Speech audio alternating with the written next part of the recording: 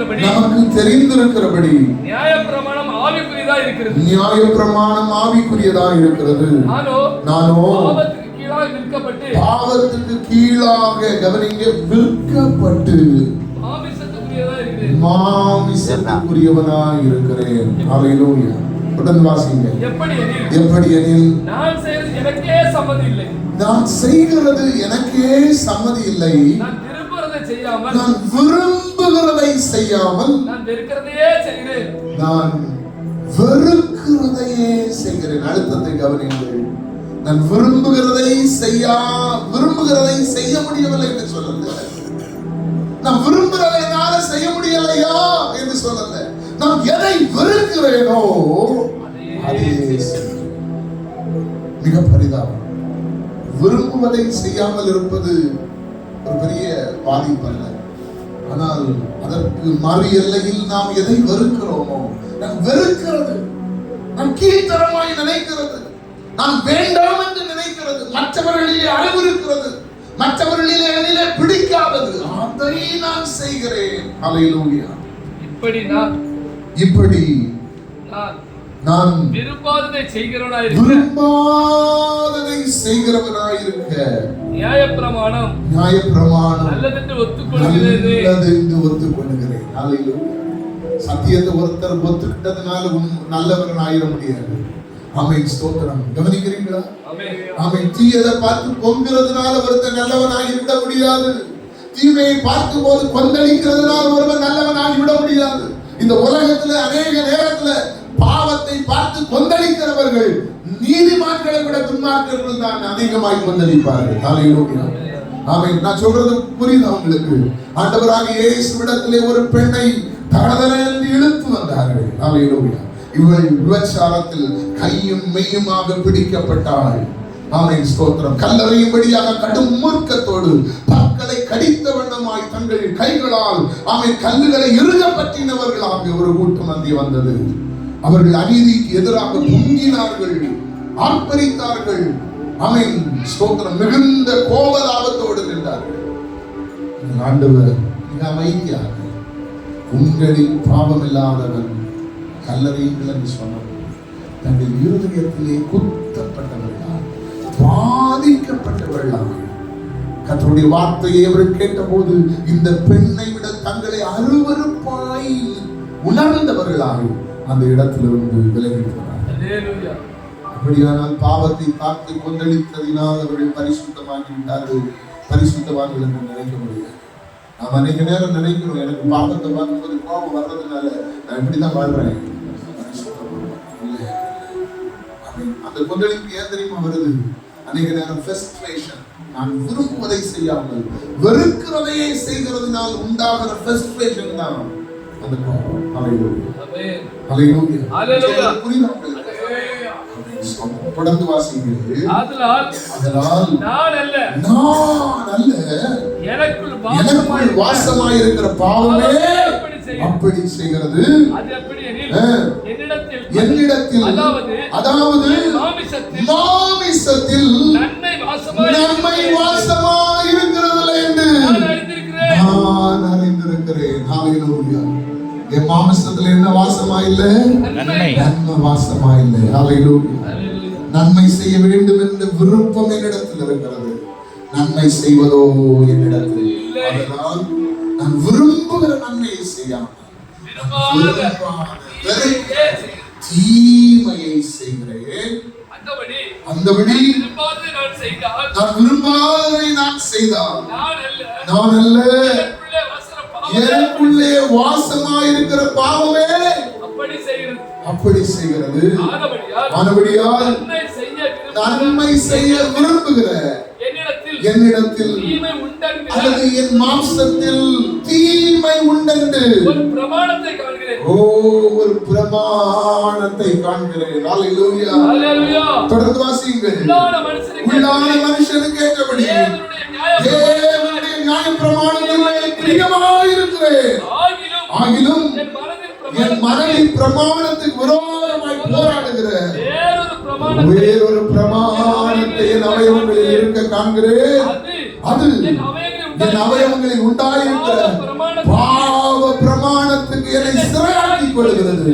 நிர்பந்தமான மனுஷன் நான். இந்த மரண சரீரத்தினின்று யார் என்னை விடுதலையாக்குவார்? ஹல்லேலூயா. தேவ பிள்ளைகளாகி நாம் எல்லாம் அறிந்து கொள்ள வேண்டும். அநேகரை நாம் மிக கேவலமா நினைத்து பேசுற அநேகருக்குள்ளாக ஆவியில் ஒரு பெரும் போராட்டம் ஓடிக்கொண்டிருக்கிறது. அப்படி ஆவியில பெரும் குந்தளிப்பு ஓடிக்கொண்டிருக்கிறது. அப்படி ஆவியில பெரும் தத்தளிப்பு ஓடிக்கொண்டிருக்கிறது. அவர்கள் உள்ளுக்குள்ளாக பெரும் போராட்டத்தோடு வாழுகிறார்கள். அவர்கள் உள்ளான மனுஷத்தின்படி நன்மை செய்ய விரும்புகிறார்கள். ஆனால் அவர்களால் நன்மை செய்ய முடியவில்லை. காரணம் என்ன தெரியுமா? நம்முடைய விற்கப்பட்ட சரீரம் பாவத்துக்கு கீழாக விற்கப்பட்ட சரீரம். இந்த பாவத்துக்கு கீழாக என் சரீரத்தை விற்றவன் நான் அல்ல, ஆதாம் என்னையும் என் சந்ததியையும் பாவத்துக்கு கீழாக விற்று போட்டான். ஹல்லேலூயா, ஹல்லேலூயா. நான் சொல்றது விளங்குனார். ஆமென், ஸ்தோத்திரம். ஆகவே நன்மை செய்ய விரும்புகிற என்னிடத்தில், என் மாம்சத்துல நன்மை இல்லை. அதுக்கு பதிலா என்ன இருக்கு தெரியுமா? என் ஆவியில நன்மை இருந்தாலும் என் மாம்சத்துல நன்மை இல்லை. மாறாக என் மாம்சத்துல ஒரு பிரமாணம் இருக்கிறது. ஹல்லேலூயா. நீங்க நல்லா புரிந்து கொள்ளணும். பிரமாணம், லா, லா, லா, சட்டம் இருக்கிறது. கவனிங்க, கர்த்தர் இந்த உலகத்தை சட்ட திட்டத்துக்கு உட்பட்டு தான் உருவாக்கினார். இந்த உலகம் நிற்பது சட்ட திட்டத்தால். இந்த உலகம் தொடர்ந்து நிலைப்பதும் இந்த சட்ட திட்டத்தினால்.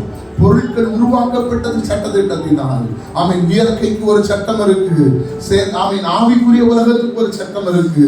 ஆமென், ஸ்தோத்திரம். நிலத்துக்கு ஒரு சட்டம் இருக்கு. வானுக்கு ஒரு சட்டம் இருக்கு. ஆமென், ஸ்தோத்திரம். தண்ணீருக்கு ஒரு சட்டம் இருக்கு. உயிரினங்களுக்கு ஒரு சட்டம் இருக்கு. மனிதனுக்கு ஒரு சட்டம் இருக்கு. ஹல்லேலூயா. நம்ம எல்லாரையும் கர்த்தர் சட்ட திட்டத்தினால் உருவாக்கினார். ஆமென், ஸ்தோத்திரம். சட்ட திட்டத்துக்கு உட்படாத ஒன்றும் இந்த உலகத்துல இல்ல. ஆமென். கவனிக்கிறீங்களா? சட்ட திட்டத்துக்கு உட்படாத ஒன்று இந்த உலகத்துல இல்ல. சட்ட திட்டத்துக்கு உட்படாத ஒன்றையும் தேவன் உருவாக்கவில்லை. சட்ட திட்டங்களுக்கு அப்பாற்பட்டவர் தேவன் ஒருவர் தவிர இந்த உலகத்துல சட்ட திட்டத்துக்கு அப்பாற்பட்ட ஒருவரும் இல்ல. ஆமென், ஸ்தோத்திரம். ஒரு சட்டத்தை மீறும் போது நாம் இன்னொரு சட்டத்துக்கு உட்படுகிறோம். ஹல்லேலூயா.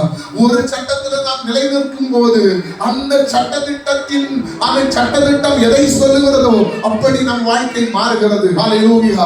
நமக்கு நீரிழிவு நோய், சுகர் வருவது நாம் ஒரு சட்டத்தை மீறுறதுனால.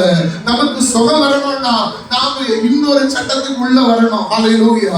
ஆகவே தான் இந்த உலகத்துல கண்டுபிடிப்பாளர்கள் என்று சொல்லுபவர்கள் சட்ட திட்டங்களை கண்டுபிடிச்சவங்க. நியூட்டனின் விதி. ஆமென். அப்படின்னா the Newton's law. ஆமென், ஸ்தோத்திரம். நியூட்டன் அநேக சட்ட திட்டங்களை கண்டுபிடிச்சிருக்கிறாரு. ஹல்லேலூயா. ஆமென். நமக்கு காய்ச்சலா இருக்கணும் வாங்கணும்னா ஆகரசத்தின் விதியை கண்டுபிடிச்சவங்க. கப்பல் தண்ணீர்ல மிதப்பதற்கு ஆர்க்கிமிடிஸ் அவன் மூழ்குதல் விதியை கண்டுபிடிச்சாரு. ஸ்தோத்திரம். அவன் பாரடே அவர் வெப்பத்தின் சட்ட திட்டத்தை கண்டுபிடித்தார். ஹல்லேலூயா. அறிவியல் அறிஞர்கள் என்பவர்கள் சட்ட திட்டங்களை கண்டுபிடித்தவங்க. ஹல்லேலூயா. அவன் புவியீர்ப்பு விசைக்கு ஒரு சட்ட திட்டம் இருக்கு. ஆனா அவன் ஸ்தோத்திரம், புவியீர்ப்பு விசையிலிருந்து ஒரு பொருள் பறக்க வேண்டுமானால் அந்த புவியீர்ப்பின் விசையின் சட்ட திட்டத்தை மீறணும். அதை ஒருத்தர் கண்டுபிடிச்சார். அதான் ஏரோன் டைம் வரல.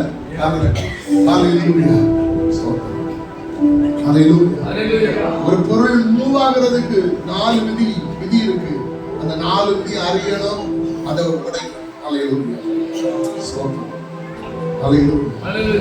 உலகத்துல தேவன் எல்லாவற்றையும் சட்ட திட்டத்துக்கு உட்படுத்தினார். நம்மை மண்ணிலே உருவாக்கினார். அந்த மண்ணுக்கு ஒரு சட்டம் இருக்கு. மண் நிலைத்திருக்காது, மண் அழிந்து போவது. ஆகவே தான் இயேசு சொன்னார், தேவன் சொன்னார், நீ மண்ணா இருக்கிறாய், மண்ணுக்கே திரும்புவாய். இந்த மண்ணான நம்மை படைத்து தேவன் இந்த மண்ணின் சட்டத்துக்கு நம்மை மீறும்படியாக அவருடைய ஜீவ சுவாசத்தை ஊதினார். உருவாக்கப்படுகிற எல்லா சட்ட திட்டத்துக்கும் ஒரு வேலிடிட்டி இருக்கு. ஸ்தோத்திரம். வேலிடிட்டி இல்லாத ஒரு சட்டமும் கிடையாது. ஸ்தோத்திரம். ஹல்லேலூயா. நாம் இந்த உலகத்துல நம்ம அரசியல்ல நிறைய சட்டம் இருக்கு. சட்டம் எல்லாருக்கும் பொதுவானது. ஹல்லேலூயா. ஆனா சில எக்ஸெப்ஷனல் கேஸ் இருக்கும். ஸ்தோத்திரம். ஹல்லேலூயா. அதுக்கு வேற சட்டத்தை உருவாக்குவாங்க. அந்த உருவாக்கப்படுகிற விஐபினோ அதிகாரிகளோ உருவாக்கப்படுகிறவர்களுக்கு ஒரு வேலிடிட்டி இருக்கு. ஸ்தோத்திரம். ஹல்லேலூயா. வேலிடிட்டி இல்லாம சட்டம் இருக்கவே முடியாது. ஹல்லேலூயா. ஸ்தோத்திரம். அது டைமா இருக்கலாம், சூழ்நிலையா இருக்கலாம். ஸ்தோத்திரம். தண்ணீருக்குன்னு ஒரு சட்டம் இருக்கு. அது குளிர்ந்த ஒரு நிலையில ஆகும்போது ஆட்டோமேட்டிக்கா என்ன ஆயிரும்? மண்ணுக்குன்னு ஒரு சட்டம் இருக்குது. அந்த சட்டம் மரணத்துக்கு கொண்டு போவது, அழிவுக்கு கொண்டு போவது. அவர் தம்முடைய ஜீவ சுவாசத்தை ஊதி அதுக்கு ஒரு வேலிடிட்டி வச்சார். என்ன வேலிடிட்டி தெரியுமா? மிக எளிதான ஒரு வேலிடிட்டி. தோட்டத்தில் இருக்கிற அத்தனையும் சாப்பிடலாம், அந்த மரத்தை மாத்திரம் தோட்டம். as long as அந்த வேலிடிட்டியில மனுஷன் நிக்கிறது வர மண்ணின் வல்லமை, மண்ணின் சட்டம் அவனை மேற்கொள்ளாது, மண்ணின் அழிவு அவனை நிறுத்தாது. ஆனா